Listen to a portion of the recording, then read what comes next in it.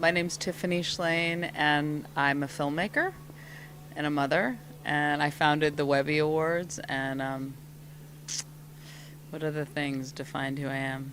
I'm married. I've been married for 16 years. I don't look at, I mean, they all have interesting rewards and challenges, but that's what's really interesting about them. I mean, I can't imagine anyone without the other two, actually. But I love being a mother and a wife, and filmmaker is like the way I process the world, and I love being able to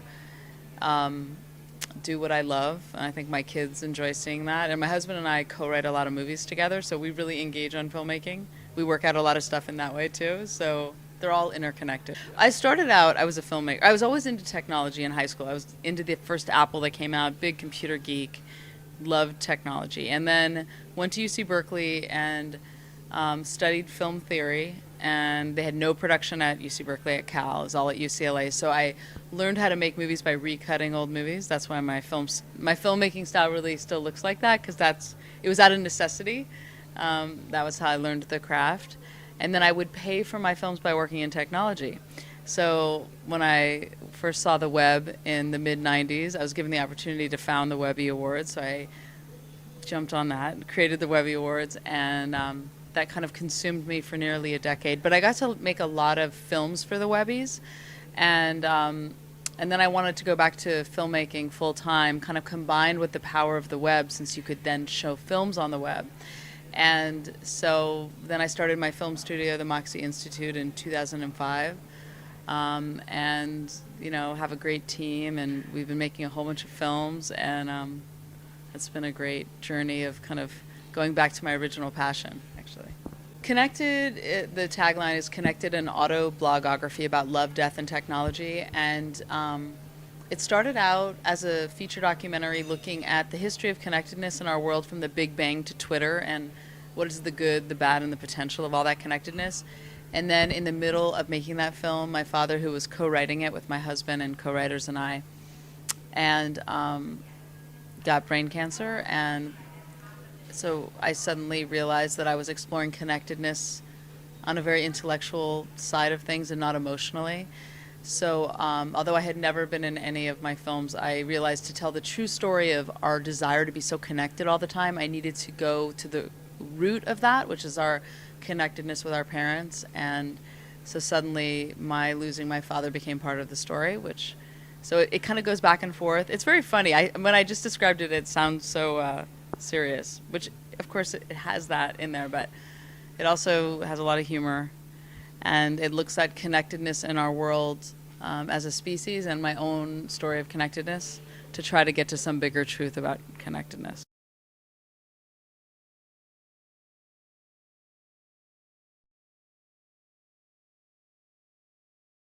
So I'm at lunch with this really good friend of mine, and we are having a fantastic time. I haven't seen her in years. We're laughing, drinking, talking, but I'm still getting this urge to check my email. And I was like, Tiffany, stay focused. You traveled all the way across the United States to see her. Stay focused. But eventually it was like, it overtook me. And then I faked needing to go to the bathroom. So I excused myself, grabbed my phone, go into the bathroom stall, kind of hiding, texting, emailing, thinking, what if I become? I can't be the only one sneaking to the bathroom to check my email. Technology is clearly changing us, and the way we connect with our friends, our families, and the world around us.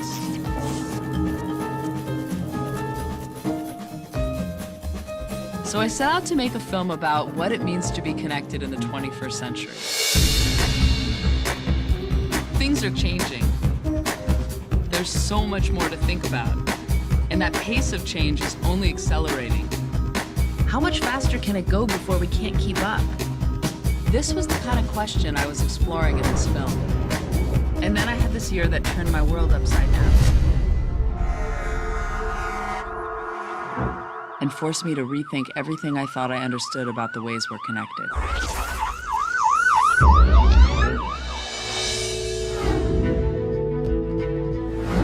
We as humans have accumulated so much knowledge. Why do we have such a hard time seeing the bigger picture?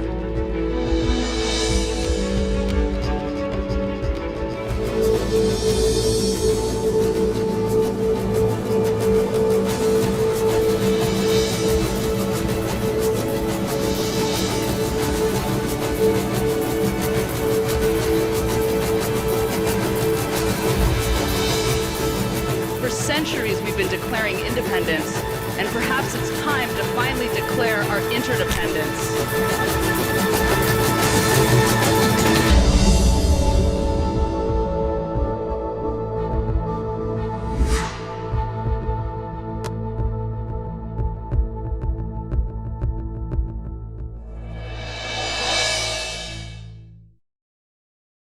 My family and I unplug every week for a day, and it's totally life-changing. It's been 3 years now that we've done it, and yeah, it's fantastic. As much as I love technology, I love unplugging and being present and writing in my journal instead of on a computer, or thinking about film ideas and just thinking about them and not doing anything with that thought, being with my kids and my husband and just being present, which I think we're all lacking.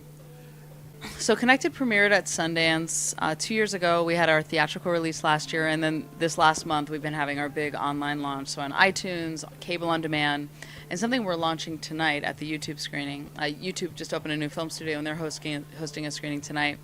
Is this way? It's through. It's basically a way that people all over the world can share the film and also get some financial benefit once they share it. Like, we have so many super fans all over the world at this point, and to let them benefit from sharing the film, which is exciting. But, you know, hundreds of schools all over the world use the film. The U.S. State Department selected Connected as one of the films to represent America in their American Film Showcase last year. So I went to Cape Town, South Africa with it, and it went to Kazakhstan and Russia, and it's everywhere. People can host a screening, and lots of corporations and conferences show it, and then a lot of educators show it, and then just home DVD use and iTunes and the whole gamut. You know, our goal is really to trigger a global conversation about connectedness, and we have a whole discussion kit that goes with the film. It has conversation cards and a DVD and a book and a curriculum. So we're really interested in what are all the different ways that people can engage in this dialogue about what's the good, what's the bad, and what's the potential of being so wired and connected in the 21st century. We have a very active Facebook community of like 17,000 people that have all seen the movie in different parts of the world, and we kind of keep the conversation going all the time, so that's exciting, and through Twitter we do that too. And I mean, I guess it always kills me when people don't put their Facebook and Twitter information in their credits, because that's the way that your audience can stay in touch with the ideas in your film, or you as a director. So that's one. And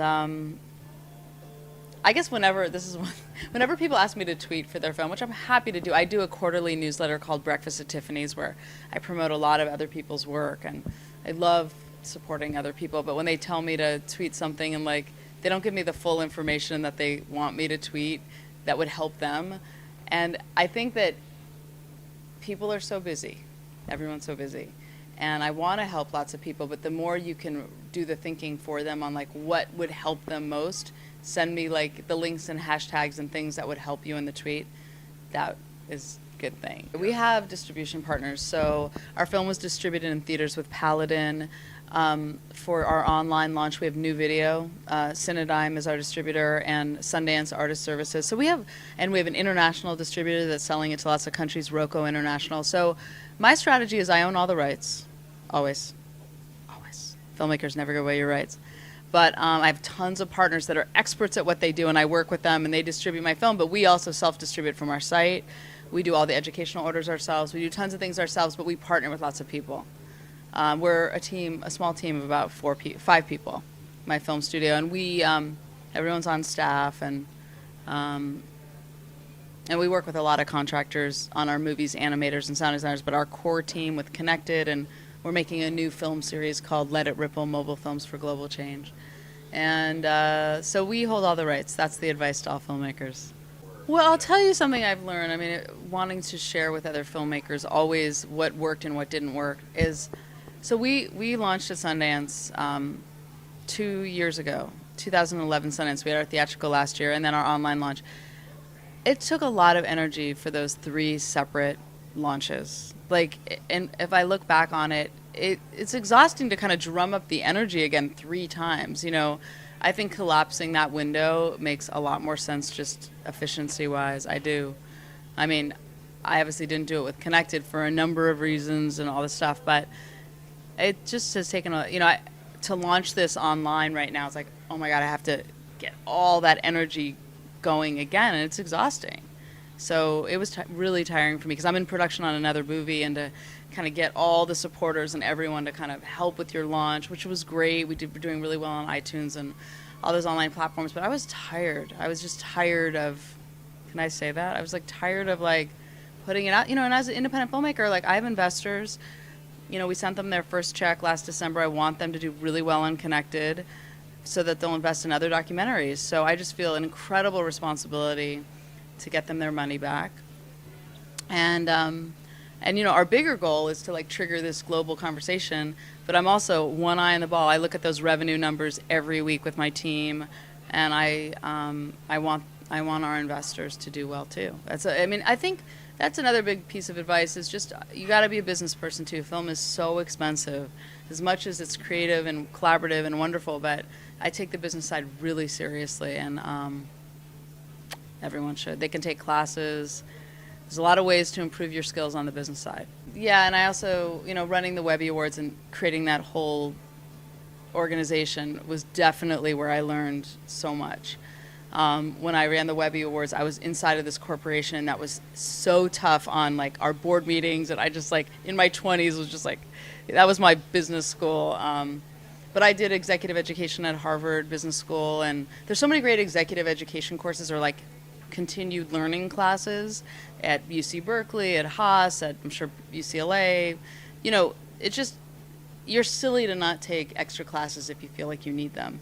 But definitely being CEO and founder of the Webby Awards and creative director of that, and taking that through the whole internet boom and crash and bust, and you know, taking the internet through the internet crash and then getting the Webbies healthy again was a very big lesson in business too. I mean, all these things that are difficult teach you. So my first film out of college, I totally ran out of money. It was one of the best lessons that ever happened to me. I have an unfinished feature at my film studio and tons of boxes and 16 millimeter print in my film studio that I'm going to turn into something someday. But the biggest lessons are the things that fail. So fail, take more risks. I feel like I'm in a really creative period right now. I've had periods where I haven't been. I've had creative blocks, and they scared the hell out of me. So I think knowing that, and knowing that I'm feeling very creative right now, I'm just like seizing it. I have a great team. I've got great funders. I have a lot of ideas, and I'm just like going for it, because I think I also understand that combination of things are not going to always be there. And but I do have a grant right now to make this series of films. So I'm sure from the outside it was like, oh my God, she's producing so much, but we're just like on a schedule, and we are making these short films, like 2 a year, and they're really fun for us too, because the grant is, we're able to make free versions for nonprofits all over the world. Oh yeah, my kids inspire me all the time, but they don't inspire me to make films. They inspire me to be present. My kids inspire me to just like sit down and play with them and look at the world through a child's eyes, which probably gives me lots of ideas for films. But I always think that my kids inspire me to unplug and like be present in the moment. But you know, my house is filled with ideas. My husband and I co-write movies together. He's an artist too, so we're like constantly talking about ideas. We're asking our kids about ideas and teaching and learning ourselves, always learning from our kids. So film is so collaborative to me. Like, I can't imagine doing it on my own. That's just my process, though. I write with 3 or 4 people. Like, to me, it's all about like working out ideas, and my animators, to me, it's always such a collaborative thing. That's why the internet, I love it so much. It's just like, it's a broader extension of this huge collaboration that everyone's having all the time. So, but for me, it's important. There's some artists that like to do I have a friend who's like an amazing animator, Stefan Nadelman, and he'll do the whole project. He'll animate, he'll do the music. I love him. I love his mind. He's done animations for me. But what I get off on is like telling someone a concept and like, take that as far as you can go, and then bringing all these people, taking their ideas as far as they can go, and kind of bringing it all together and like focusing that idea. Like, that's exciting to me, is having everybody bring something to the table creatively and just shape it. I'm psyched about Vine. I'm having a lot of fun with Vine. I'm also really excited about this way that I can share with my community, that they can benefit financially. I'm going to see if that works.